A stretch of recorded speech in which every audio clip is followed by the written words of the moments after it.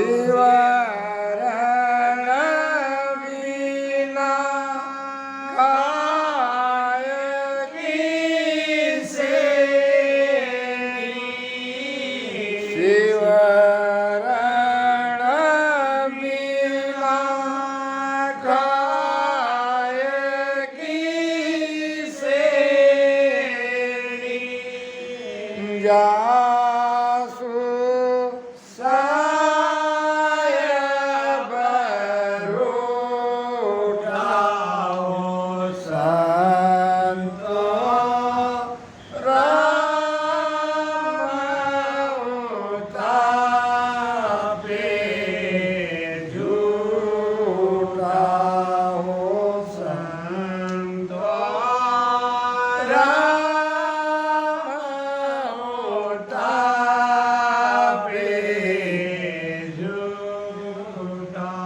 कह कह खांड लेत सब कोई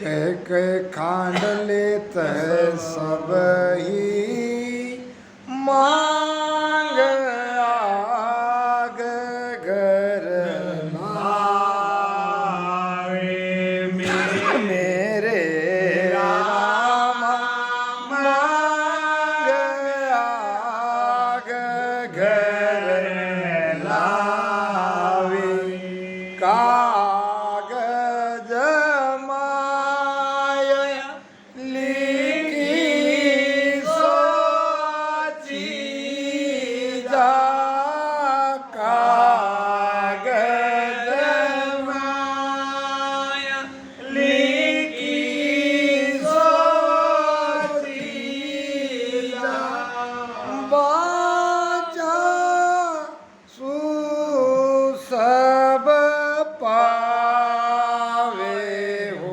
संतो राम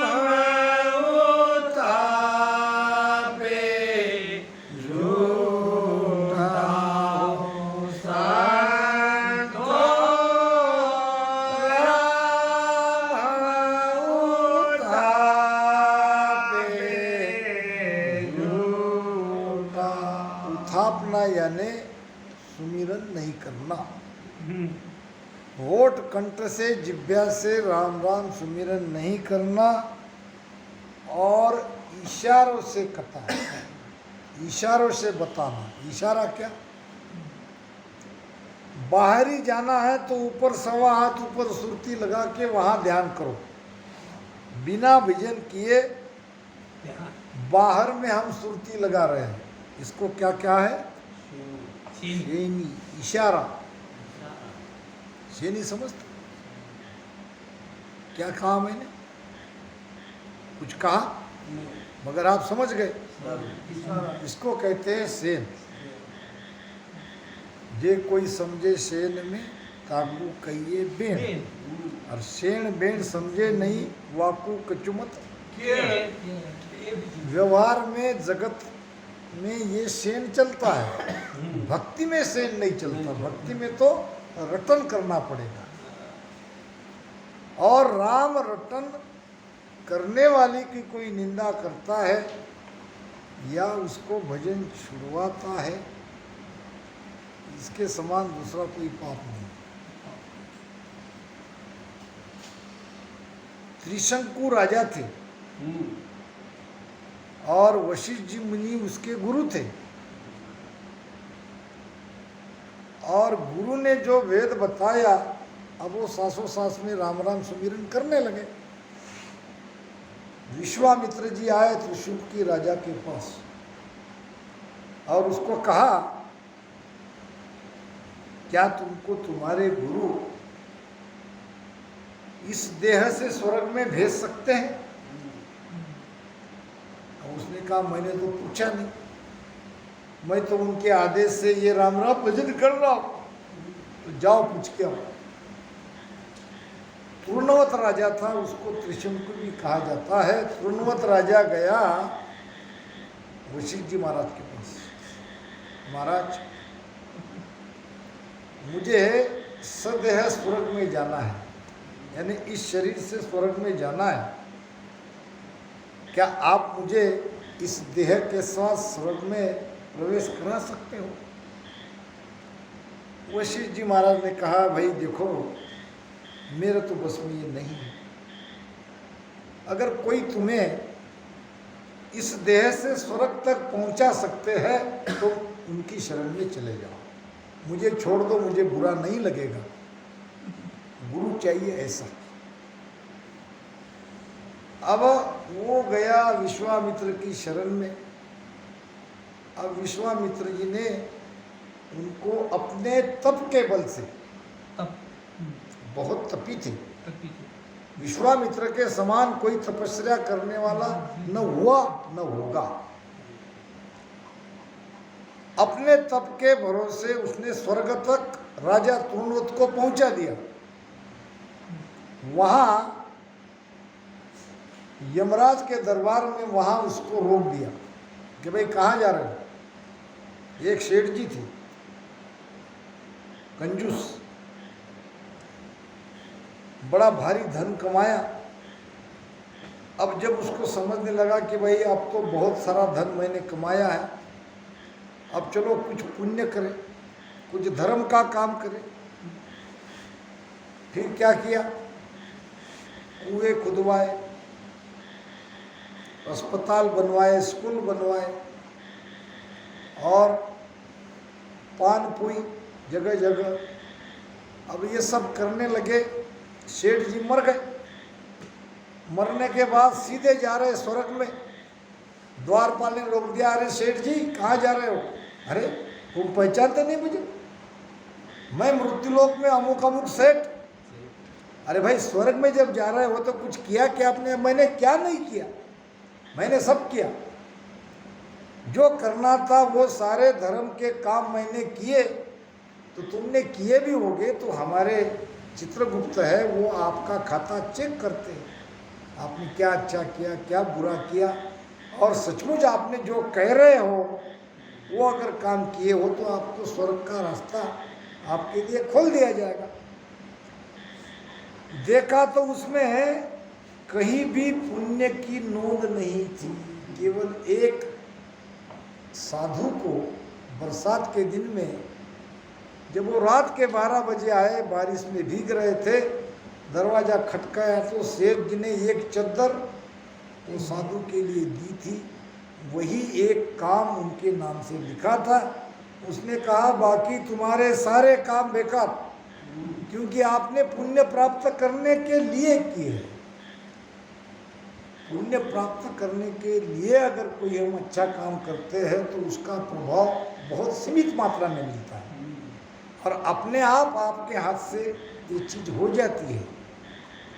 अभी आज वैसे तो कोई भी हमको खाना खिला सकता था, मगर हमारे राजा बापू ने कितना स्वादिष्ट, कितना अच्छा भोजन किया। महाराज कहते हैं, त्रिकुटी चढ़िया साध को न्यात जिमावे को, वासर भर सुख राम कहे, जी म्या पुन नहीं हो, जी म्या पुन नहीं हो। ये वचन मानो सत भाई, पांडव के दरबार जीग में कीमत आई। धर्म अनंत सुख राम कहे, या सरबर नहीं कोय। त्रिकुटी चढ़िया साध को न्यत जिमावे कोय। ये तो महाराज वाणी में प्रमाण दिया है पेटनाट के अंग में। अगर त्रिकुटी या त्रिकुटी से ऊपर पहुँचे हुए साधु को अगर आप नियात यानी निमंत्रण देके भोजन कराते हैं, जिमाते हैं, तो वह सरबर त्युलोक में जिम्या पुण्य को। स्वर्ग मृत्यु पाताल में जितने जीव है उनको सबको जिमाने से जो आपको पुण्य मिलेगा वो एक साधु को जिमाने से मिलता है। ये वाणी में बात प्रमाणित हो चुकी। पांडव के दरबार जीग में कीमत आई। महाराज कहते हैं कि वचन मानो सत भाई, ये मेरे वचन को तुम सत्य मानो और पांडवों के दरबार में यज्ञ में इसकी कीमत सबको सारी दुनिया ने जान ली। अब मुस्तान नहीं कहूँगा, सबको पता है। तो वो सेठ जी एकमात्र पुण्य के काम से उसको स्वर्ग में जगह मिली। तो महाराज कहते हैं, संतो राम उतापे झूठा, शिवरण बिना काय की सानी, जैसो सायब रूठा। ये कोई संत थे और उसके पास एक व्यक्ति आया नामदान लेने के लिए, और व्यक्ति बड़ा क्वालिफाइड था, अप टू डेट रहने वाला था। या कहा, महाराज मैं तुम्हारे शरण में आया हूँ और मुझे नामदान दो। अब संत ने कहा, ठीक है, राम राम रटन करो। महाराज ये क्या घिसा पिटा पुराना राम नाम तुम मुझे दे रहे हो, कुछ नया नाम दो। अरे भाई यही नाम है, युगों युगों से सभी संतों ने ये राम नाम की महिमा करी है और मैं यही नाम सबको देता हूँ, तुम भी इसका रटन करो। जब दोबारा राम नाम की महिमा तो नहीं हो रही थी उसके मुख से, मगर राम नाम को वो उथाप रहा था, राम नाम की निंदा कर रहा था। तब संत को उसको सबक सिखाने के लिए गुस्सा करना पड़ा। अब जब कोई बात सीधी तरह से कोई मानता नहीं है तो संत दूसरा उपाय करते हैं। अब संत ने इतने अप टू डेट व्यक्ति को गाली देना शुरू किया। संत तो गाली नहीं देते, मगर उसका अहम टूटे।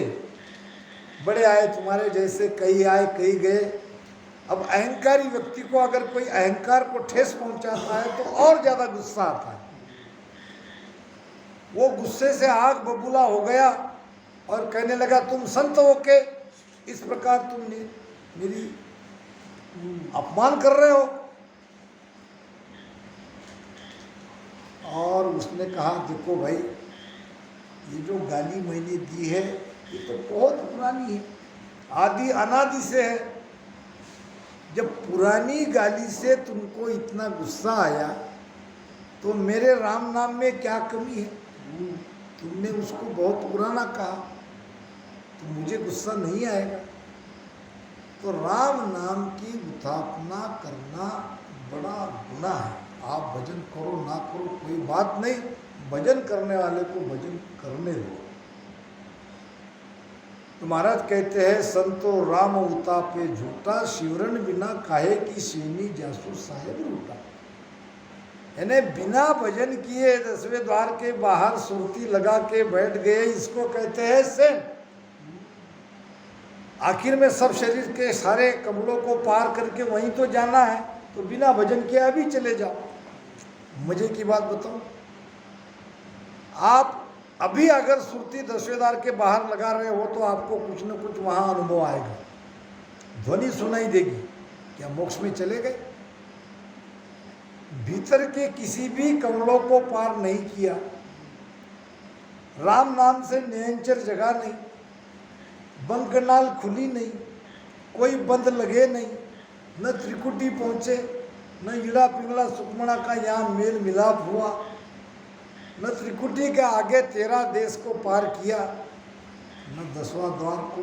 अब 10वां द्वार देखा ही नहीं कैसा है, ऊपर है कि नीचे है, अंदर है कि बाहर है, न उसका कुछ कहा। और सीधे 10वें द्वार ऊपर, माथे के ऊपर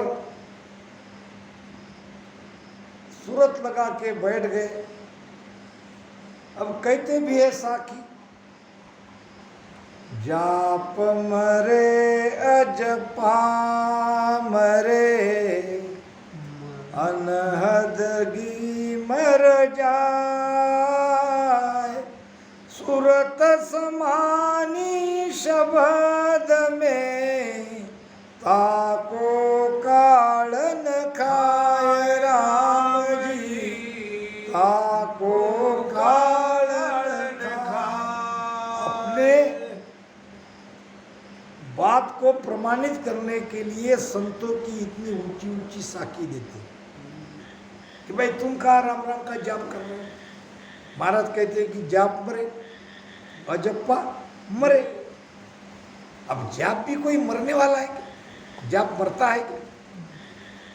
मरता कौन है? जो जीवित है वो। क्या जाप जीवित है? फिर मरे कैसे कहा?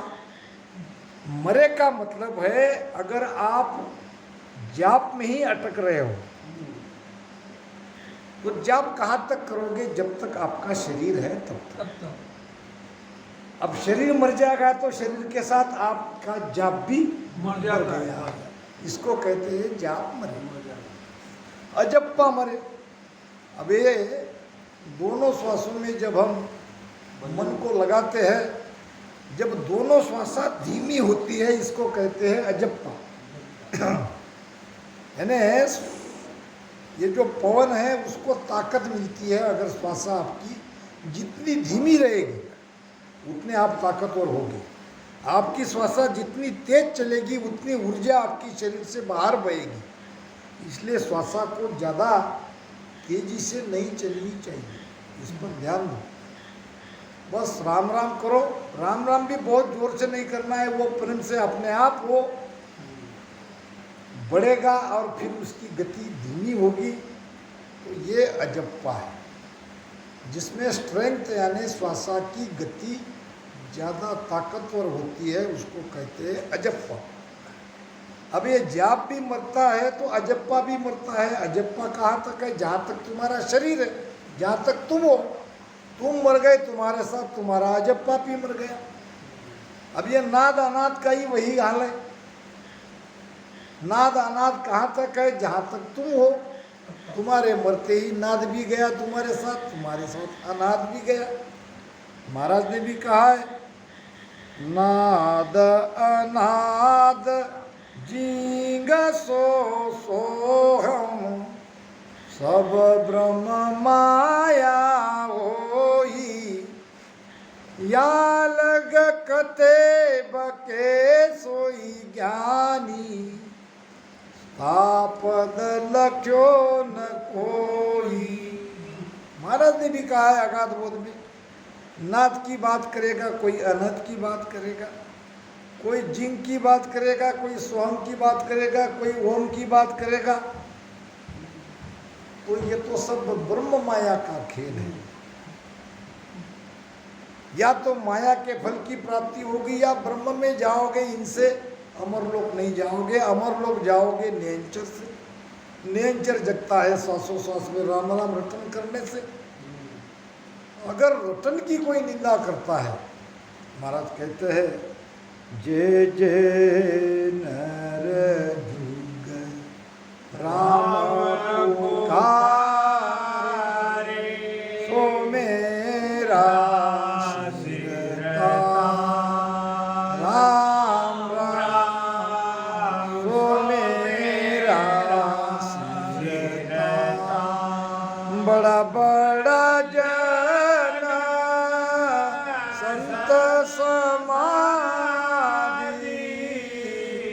बड़ा बड़ा जन संत समाधि, ताको है मेरी लीला, ताको है मेरी लीला। वारी वारी आया हो हंसा का, वारी वारी आया हो हंसा का। महाराज ने राम नाम रटन करने वाले की महिमा करी। क्या कहा है? जय जय नरजुग राम पुकारे से मेरा सिरताज। सिरताज यानी मुकुट, मस्तक का मुकुट। पहले जमाने में मस्तक ऐसा खुला नहीं रखते थे, कुछ न कुछ बांधते थे या टोपी पहनते थे या पगड़ी। यानी कीमत होती थी। अब यहाँ भजन करने वाले महाराज के मस्तक के मुकुट है, ताज है, और इसमें भजन करते करते समाधि अवस्था तक कोई संत अगर पहुंच जाते हैं तो उन्होंने महाराज की लाज रख ली। अब हम कहाँ हैं इसमें? हम सिर के ताज तो बने हैं, मगर अभी महाराज की लाज हमसे रखा नहीं हो रहा है। हम समाधि अवस्था तक नहीं गए। जब जाएंगे तो हमने महाराज की लाज रख ली, यानी महाराज के सत्य को हमने अपने भीतर में पा लिया और वो जगत का भी कल्याण करेगा। इसको कहते हैं महाराज की लाज रखना। कहे कहे खांड लेत है वो सब ही, और मांग आग कर लावे। अब कहने से कोई भी वस्तु आपको मिल जाएगी। खांड कहते हैं एक मीठी चीज, शक्कर खांडी तो है।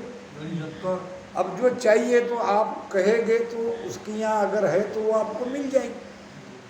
पुराने जमाने में माचिस नहीं थी, क्या करते थे?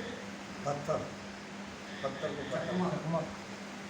चकमक तो नहीं, ये बाया जो था हमारे यहाँ, हमारी माता बहनें जब चूल्हा जलाती थी तो उसमें राख में वो आग रहती थी नीचे सुबह की शाम तक।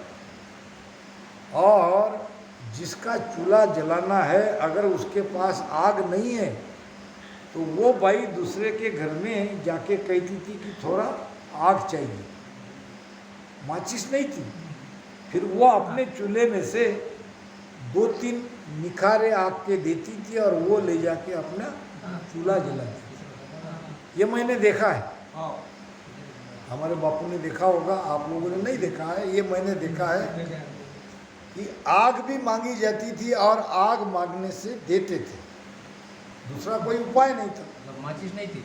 हाँ, माचिस नहीं थी। हाँ नहीं थी, माचिस नहीं थी। ऐसे किसी में एक हाँ चकमक थी, वो जलाते थे और उसको जलाए हुए रखते थे। रहती थी गांव में किसी न किसी घर में आग रहती थी और उसी एक घर से सारे गांव वाले अपना चूल्हा जलाते थे। कागज माए लिखी सो चीज़ा बचा सो सब पावे। अगर लिस्ट बना दी क्या क्या चाहिए तो दुकानदार को अगर देते हो तो वो पढ़ के सब आपको दे देगा। मगर भक्ति वैसी नहीं है। भक्ति पढ़ने से मांगने से नहीं मिलेगी, इसके लिए तो सुमिरन करना पड़ेगा। मुख सुपड़िया आगियो लागे, लिख लिख सिलाती राई।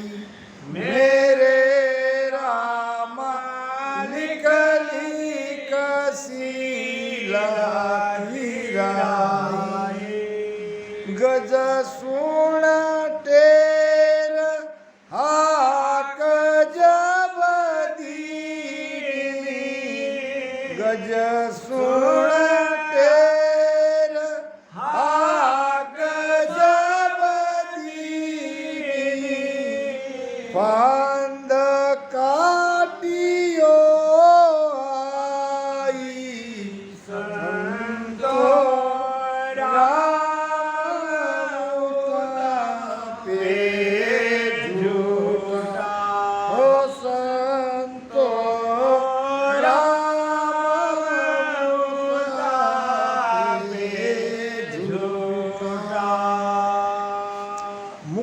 पड़िया आगियो लागे, लिख लिख शिला तराई।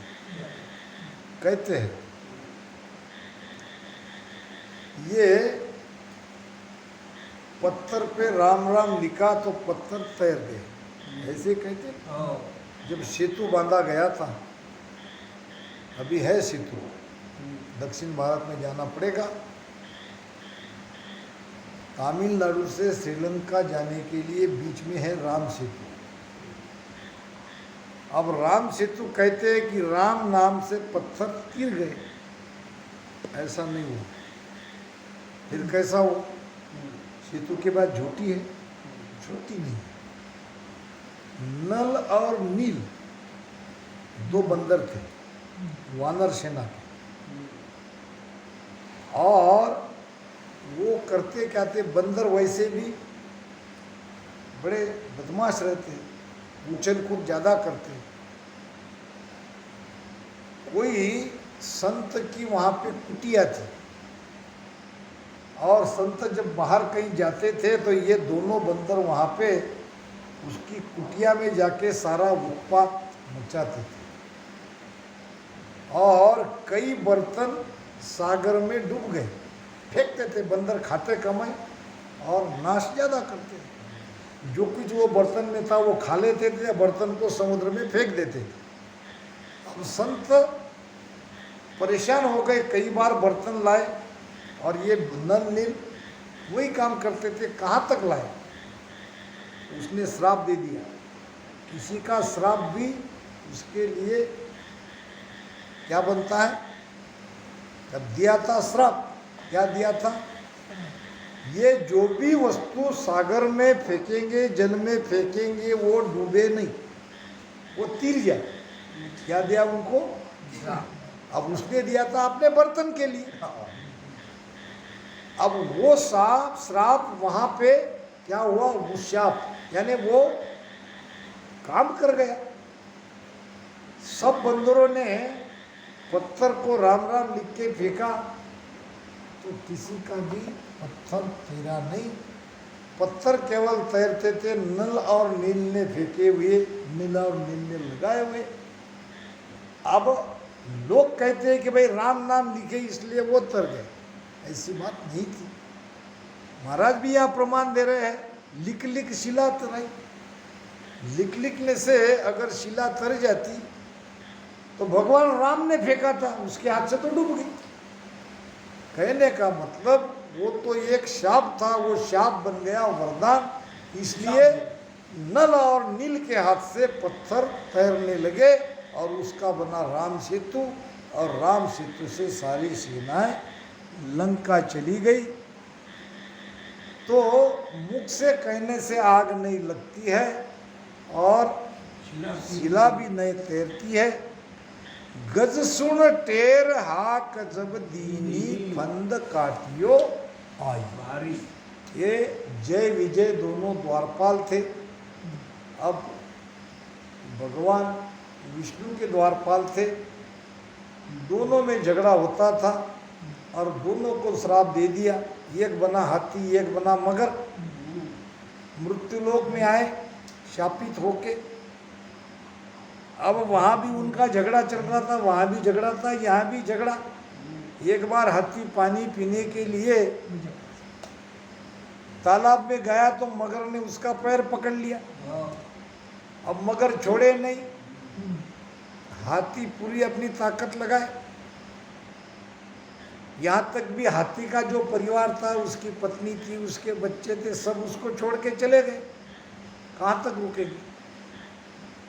फिर उसने भगवान को पुकारा। कहते हैं कि रर उनके मुख से निकला, और ये आवाज़ भगवान तक पहुँची, और भगवान ने उसे वहाँ आकर मगर से बंधन से छुड़ाया, मुक्त किया। गज सुन टेर, टेर नाम आवाज। कौन सी आवाज? रकार की आवाज निकली। परमात्मा को पुकारा, और परमात्मा आए, परमात्मा ने उसे बचाया। तो यहाँ इशारे से काम हुआ। अगर हाथी परमात्मा को नहीं पुकारता तो परमात्मा बचाने आते? भीतर से पुकारा, अंदर की पीड़ से पुकारा। राम राम भी भजन पीड़ से करना पड़ेगा। करने के लिए भजन करना नहीं है, अंदर में वो पीड़ चाहिए। प्रेम प्रीत नेचो भयो खरा खरी को आन, और वाह जन की सुखराम कहे कसर कोर मत जान। जो प्रेम से प्रीत से भजन करता है